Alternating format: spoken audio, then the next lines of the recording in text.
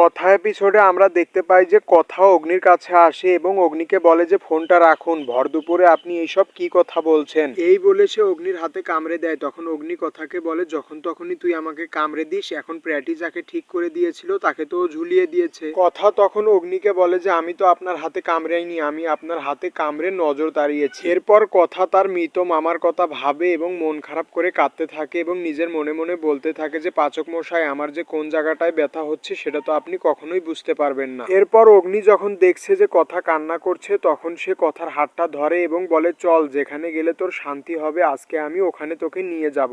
আজকে আমাদের প্রান্তিককে ধরতেই হবে, না হলে তো প্র্যাটি ওইদিকে বিপদে পড়ে যাবে। এরপর হঠাৎ করেই কথার হাতে মায়ানন্দীর ফুল এসে পড়লে কথা সেটাও অগ্নির মাথায় ছুঁয়ে দেয়। এরপর সবাই ওই জায়গায় চলে আসে, কিন্তু তারপরেও কথার মন যেন কোনোভাবেই শান্ত হচ্ছিল না। এরপর অগ্নি যখন কথার কাছে আসে কথা তখন আবার মা আনন্দীর সেই ফুলটা অগ্নির মাথায় ছুঁয়ে দেয়। এরপর প্রত্যয় এবং তার পুরো ফোর্স নিয়ে সেখানে চলে আসে। তারপর কথা এবং বাকিরা মিলে ওই পুলিশদের বুঝিয়ে দেয় যে কিভাবে কি করতে হবে। ভিউয়ার্স, এই ছিল আজকের কথা এপিসোডের মূল পর্ব। ভিডিও ভালো লাগলে চ্যানেলটিকে সাবস্ক্রাইব করে রাখবেন। ধন্যবাদ।